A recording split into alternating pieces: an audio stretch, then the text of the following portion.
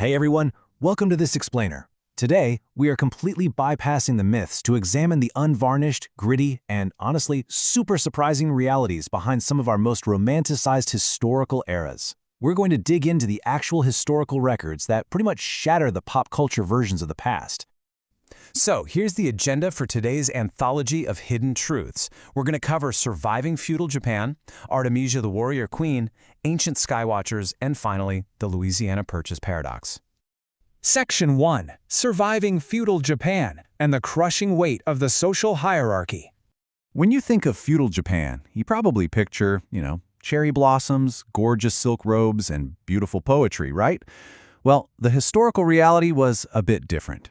Everyday survival meant a relentless pursuit of cleanliness that involved scrubbing yourself with ash soap or rice bran in freezing communal baths right in the dead of winter. It definitely wasn't a spa day. It was literal social survival, because being unclean was seen as spiritually shameful. You were essentially walking this terrifying tightrope where even the smallest misstep could lead to sudden, brutal execution. And here's the kicker, you didn't climb this rigid social ladder, you merely bowed to it, totally trapped by our bloodline for generations. At the top, you had the samurai, bound by incredibly deadly expectations. Below them were the peasants, literally the foundation of the economy, toiling in the mud for up to 12 hours a day and taxed so heavily in rice that they often starved. Then the artisans, and, kind of paradoxically, beneath them were the merchants. Even though they had wealth, they were viewed with heavy moral suspicion just because making money without physical labor was heavily frowned upon. And finally, completely ostracized at the bottom were the Eta. They were the untouchables, handling death and butchery, essentially treated like ghosts with jobs. Now you might think the elite samurai had it made, right? Not really. They lived in constant dread under the framework of Bushido. You lived entirely for your lord, the daimyo. Imagine knowing a single error, literally something as simple as a fashion faux pas, like wearing the wrong seasonal kimono pattern or spilling tea, demanded absolute atonement. And that atonement wasn't a quick apology. It was seppuku, ritual disembowelment. It was an era designed for relentless obedience, definitely not individual survival. So stepping away from that intense rigidity, it really makes you wonder, how did one individual navigate and actually command the deadly, totally male-dominated seas of the ancient world? That brings us to Section 2, Artemisia, the warrior queen, defying the rules of the ancient world. King Xerxes of Persia actually watched Artemisia pull off this unbelievably cold-blooded tactical maneuver at the Battle of Salamis, and he dropped this legendary observation, "My men have become women, and my women have become men." Artemisia wasn't just tolerated by the empire, she was a bona fide tactical genius in Xerxes' inner circle. Greek by blood but fighting for Persia, she commanded 5 of her own sleek warships and told Xerxes the blunt truth when all his yes-men absolutely wouldn't. Just picture the chaos of this battle. Her procedural brilliance here literally saved her life. First, she correctly warned Xerxes not to fight in those narrow straits, but he ignored her. When the battle inevitably turned into a total slaughter and she was cornered by a Greek ship, she made a split-second, ruthless decision. She rammed and sank her own Persian ally. The Greeks were completely bewildered, assumed she must actually be on their side, and stopped chasing her. She slipped away untouched, and through that brutal misdirection, she emerged from a disastrous campaign as Xerxes' most trusted advisor. Now, speaking of incredible navigation and strategy on the seas, here's a wild thought. How exactly did humanity map the vast cosmos without lenses, without satellites, and without electricity? How did they know when to plant, when to sail, or when to brace for an eclipse? Let's get into Section 3, ancient skywatchers and cosmic ingenuity without telescopes. The timeline of all this builds a staggering picture of simultaneous human genius across the entire globe.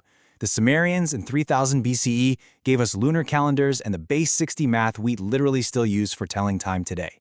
The Egyptians perfectly aligned the Great Pyramid to the cardinal points. The Greeks proposed a sun-centered universe centuries before Copernicus. And an Indian astronomer named Aryabhata mathematically proved the Earth's daily rotation way back in 499 CE. Just incredible. And the thing you have to understand is, ancient astronomy wasn't just passive stargazing. It was the ultimate tool for survival and political legitimacy. The Maya calculated Venus's 584-day cycle to the exact day just to time their ritual warfare. Chinese astronomers meticulously recorded a supernova in 1054 CE to verify the emperor's divine mandate. To all these civilizations, linking earthly dynasties directly to the sky was essentially a matter of national security. But to really put this ancient genius into perspective, think about the number 18. That is the Babylonian Saros cycle, an 18-year repeating pattern they calculated using pure arithmetic. No geometry, absolutely no telescopes. They just used raw numerical data logged on clay tablets to perfectly predict lunar eclipses. They saw the entire universe as this giant, predictable machine of repeating cycles. So, transitioning away from the mathematical scale of the universe, let's bring it back down to Earth.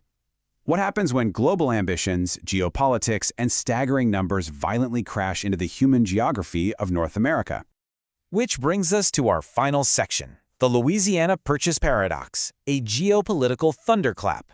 The absolute absurdity of this deal is just wow. The United States sent diplomats over to France hoping to just buy the port of New Orleans for maybe $10 million. Instead, Napoleon, who was totally desperate to fund his European wars after a disastrous defeat in Haiti, offered them the entire territory. The U.S. secured 828,000 square miles of land for mere pennies, 4 cents an acre, for a total of $15 million. In a single diplomatic stroke, the size of the entire nation doubled overnight. Boom. The territory immediately exploded all the way from the Mississippi to the Rockies. This massive blank canvas for westward expansion is exactly what sparked the famous Lewis and Clark expedition, which was guided, essentially, by the brilliant diplomacy of Sacagawea to catalog all this vast unknown. But here's the catch from the historical record.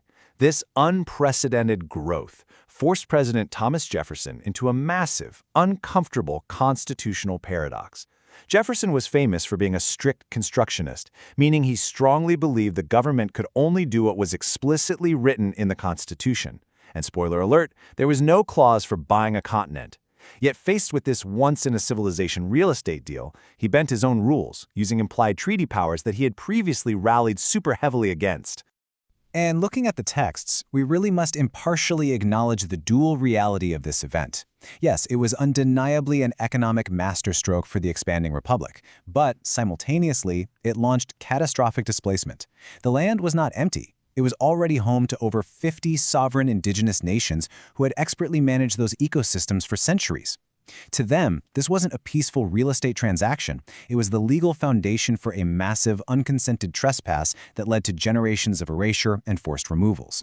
So, I want to leave you with this final, really profound thought from our source material. The maps of the world were permanently redrawn, but the moral ledger of that purchase remains this open, haunting question. How do you reconcile the celebration of an incredible strategic triumph with the deeply tragic, incalculable cost paid by those who never consented? It's a huge testament to the fact that history is rarely just black and white. Thank you so much for exploring these unfiltered realities with me today, and I really hope this explainer leaves you wanting to uncover even more of the hidden truths in our past.